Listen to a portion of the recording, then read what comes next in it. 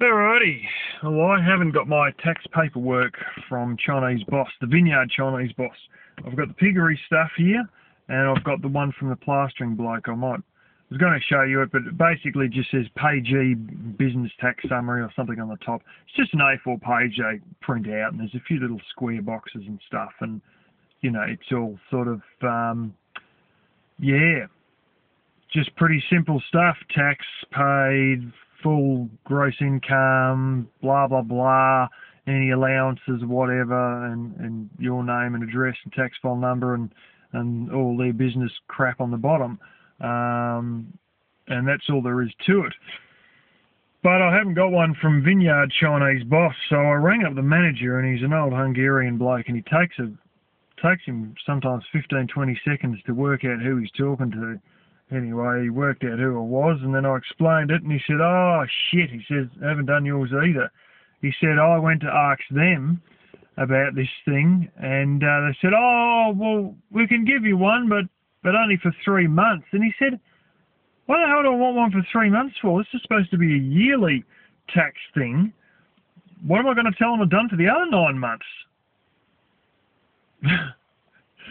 So he said, you know, stuff it. Give me the flaming full year one, and you know, get it sorted instead of just giving me the stupid 3 months worth one. You know, what I know, I have a feeling that he's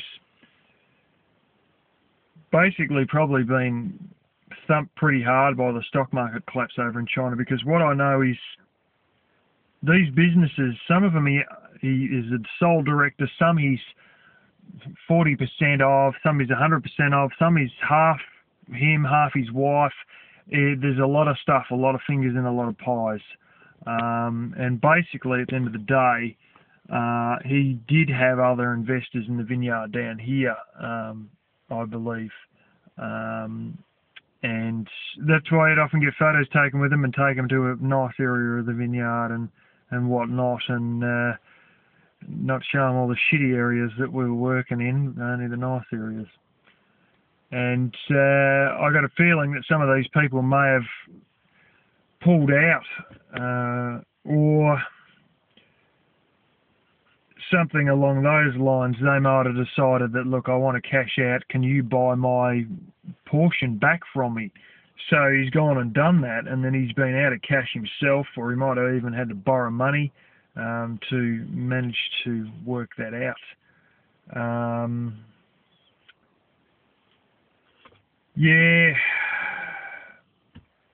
I know he's got 20% ownership in a big one over in China, flipping huge, like 200 acres or something like this. And I think it's, yeah, there may have been other happenings all related to the Chinese stock market that might leave him a bit out of pocket and possibly a bit in debt or something like that. Not as good as he has been, and well, to try and save himself, he's probably not paying taxes, or he's leaving his taxes to the very last minute or something like that. The bloke who owned it when my dad was there, he ended up buying that desalination unit I showed that cost $500,000, and got another property, and then had a restaurant built on it, blah blah blah. And fact of the matter is that he went in too deep, and I shouldn't say the real figure, but it was well over 10 million. I mean, quite a bit over 10 million. A few million more than 10 million. And he was just working on paying the mortgage and didn't pay his taxes for like 2.5 years. And well, the tax office turned up and said, "We want a damn tax money." And he said, "Well, I can't afford it." And they said, "Okay then, we're going to repossess you." And they grabbed his place and put it up for sale immediately, but kept running it with an administrator in charge. So he was no longer the owner and the manager. He was like a second fiddle manager, like he became like middle management sort of thing. And everything had to go through this administrator. Everything.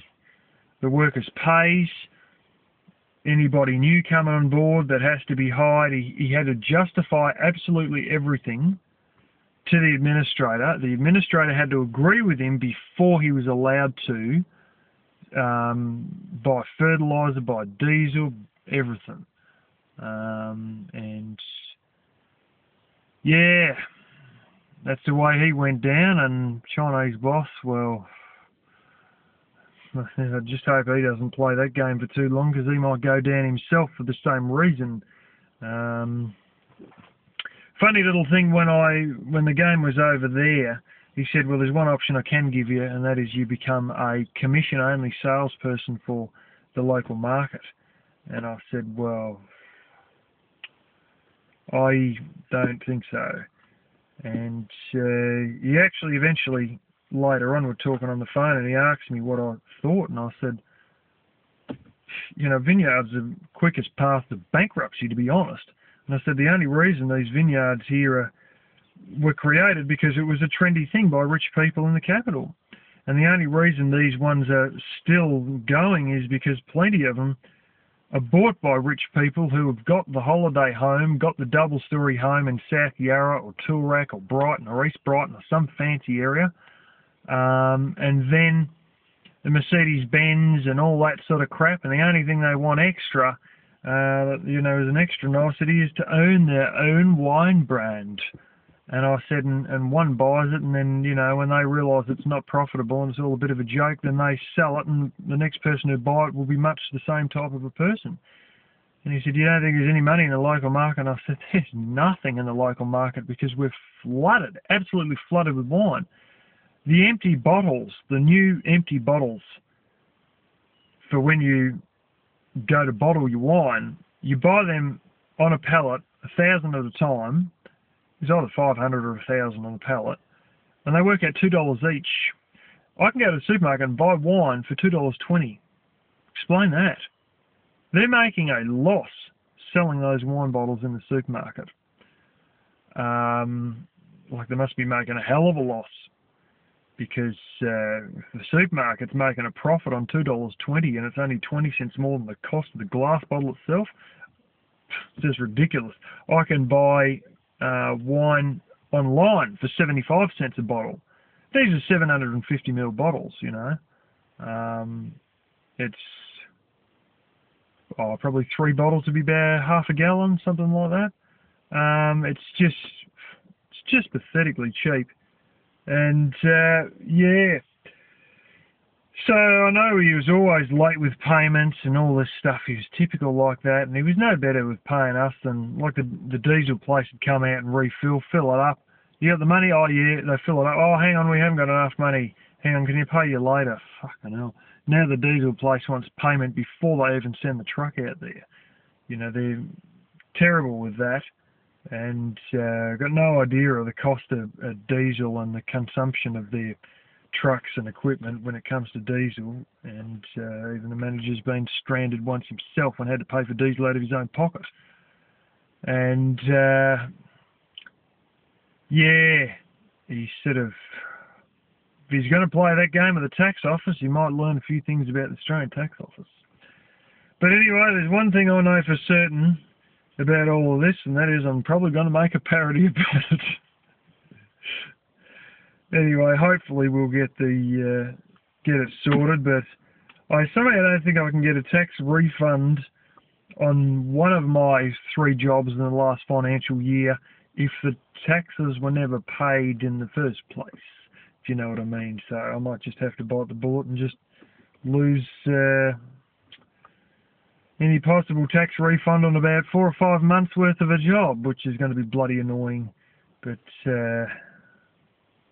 we'll see. He may come up with it in a couple of weeks, but I expect the silver price is going to drop the same way it did during the DFC. It usually goes up all right a little bit, stays reasonably stable, even though physical demand goes berserk, it stays reasonably stable, and then there's a price drop.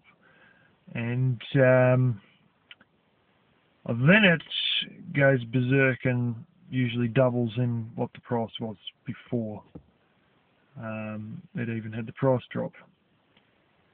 As Mike Maloney says, things don't run exactly the same from each recession, but they tend to rhyme and you tend to see similarities. So it's quite expected that there will be a price drop in silver, and I want to have that tax refund money when that price drop comes so I can go kabang and buy all this stuff at, well, if it's like last time, $8 spot price, that'd be good, just to watch it go up to, like it was last time, $48.50 or something. Spot price. But anyway, that's all for that little segment.